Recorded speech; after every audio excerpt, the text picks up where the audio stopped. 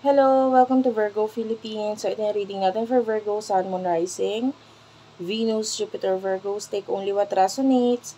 Sa mga hindi pa nakaka-subscribe, alam niyo na ang gagawin. Hit the subscribe button, notification bell. Ma-appreciate ko lahat ng likes, comments, and shares. Be sure yun yung comment ninyo, guys. Positive lang, ha?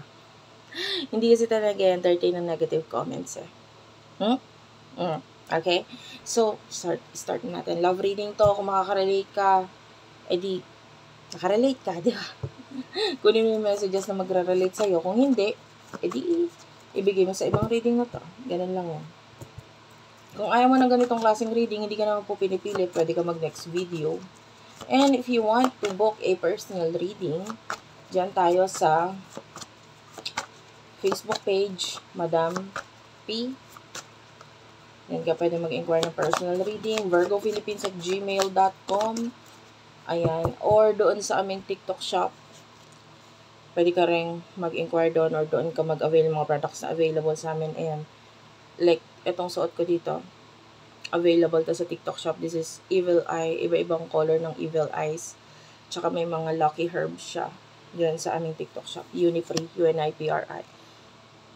Let's start. You do have your Ace of Pentacles, Stars, Virgo, Capricorn. Or there's a new beginning pagdating sa finances dito.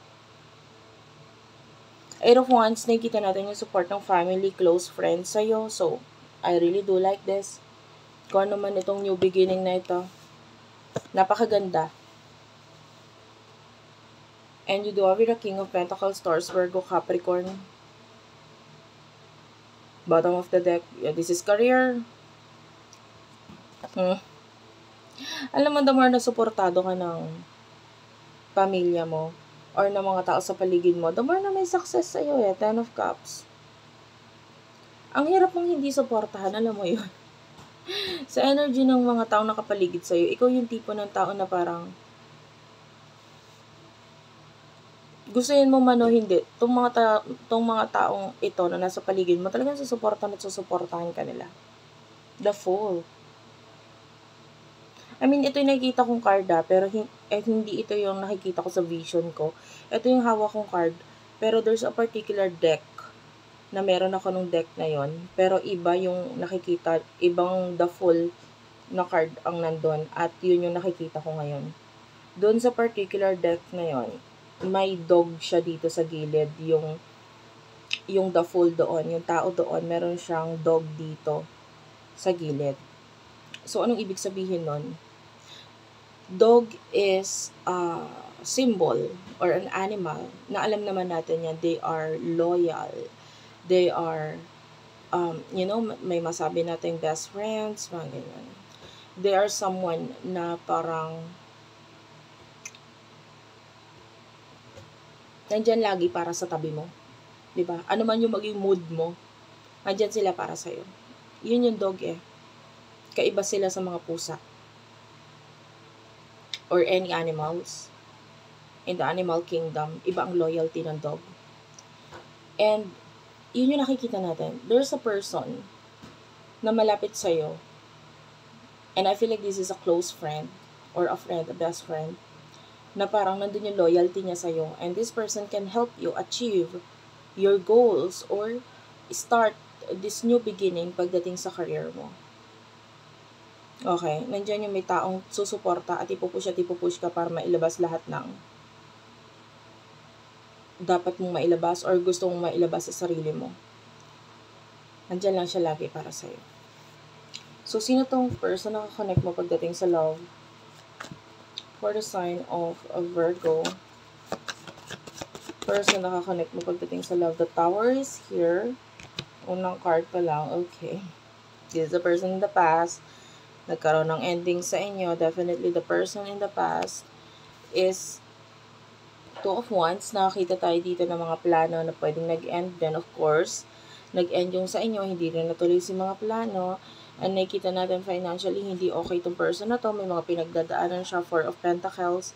Five of Pentacles na nagiging dahilan para siya ay mamoblema ngayon. Financial problem, and nakikita natin talagang hindi siya okay. Gusto niya mag-travel, gusto niyang lumipat, like that. I don't know kung yung pagta-travel has something to do with pagpunta sa ibang bansa, pag-travel, or pagpunta sa hometown niya. I don't know, but something to do with pagta-travel. Ito yung iniisip niya. Pero financially kasi hindi siya okay ngayon, kaya hindi may sa katuparan itong gusto niya na to. Emotion ninyo sa isa't isa. And I feel like mag-end na yun sa inyo na person na to. Currently, 8 of Swords, you are stuck. Someone here might be stuck in a relationship or another connection. The Devil, Capricorn, Gemini, Libra, Aquarius energy. So, nakakita tayo na pagka-stuck sa isang sitwasyon. And I feel like someone here is nagmamanipulate. Yung iba sa inyo sa side mo to. Pero take only what resonates. Pwedeng sa side ng person mo yon. Nakakita tayo ng manipulator dito. This person is, siya yung nagiging dahilan kung bakit hindi ka makalis sa isang sitwasyon and now you're stuck in this situation kasi alam na alam ka kung paano ka mamanipulahin itong person na to. Nakikita natin ito as a karmic person with a Hierophant, Taurus energy. Parang, ano siya, marami siyang maituturong lesson sa'yo and I feel like this is a different person. Yung iba sa inyo, hindi ikaw yon. Pwedeng yung person mo, yung may kakonect na iba. Okay? Kunin mo lang kung ano magre-resonate sa inyo. Nakikita natin dito, there's someone sa connection nito and stuck, and yun is, ang dahilan na pagiging stuck is because may isang person na magaling magmanipula. The person that you're dealing with, ano yung emosyon niya para sa'yo? Ano talaga siya eh? Alam mo yan, parang problemado siya sa pera. Ten of Pentacles is followed by the Nine of Swords.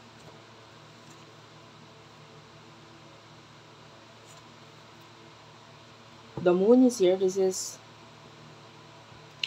Scorpio energy.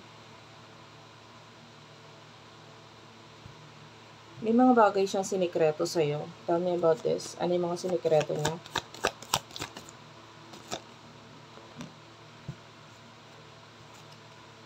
Wait lang. 8 of Cups. At the bottom of the deck, 3 of Pentacles, Taurus, Virgo, Capricorn. And the King of Pentacles. Honestly, hindi ko nakita yung sikreto dito. King of Pentacles. Basta ngayon ang focus niya kasi money. Gusto niya magkaroon ng growth, financial growth, stability, etc.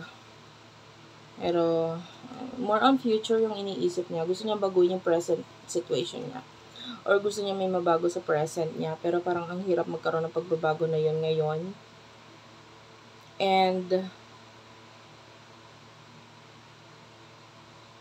part of this person is naiisip niya malaki ang may tutulong mo sa kanya para magkaroon ng growth sa kanya. Pero,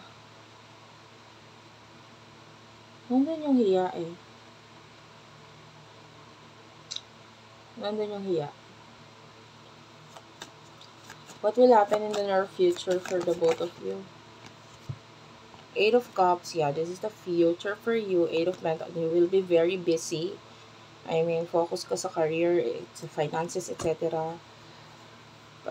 You will be very busy. The Chariot is here. This is Cancer energy. Alam mo yung habang nagre-reading ako, bigla ako napagod. This could be you. Pwedeng wala ka pang tulog or matutulog ka pa lang. Sobrang pagod ako sa'yo. Ayoko na gantong energy. Bigla ako napagod. Parang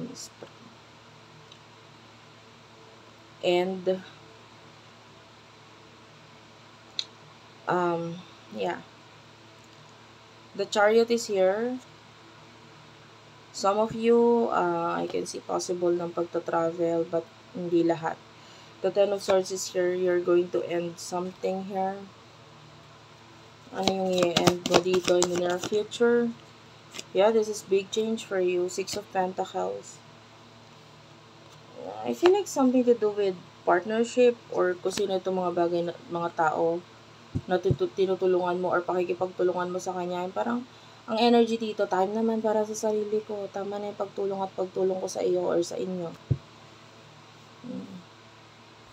Yan, alam mo yan, yung pag-end mo about something na parang kasi ang mas pinipili mo is yung sarili mo naman.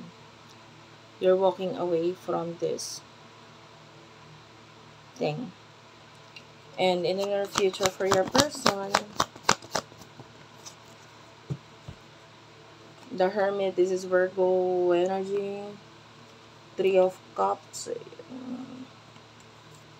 And the Page of Wands.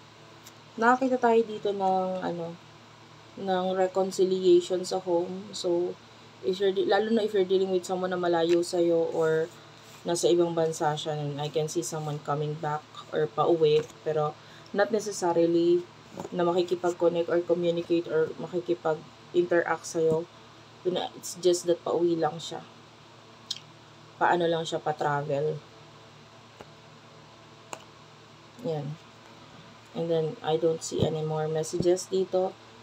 That's it for now. Thank you for watching, guys. I love you all, and bye-bye.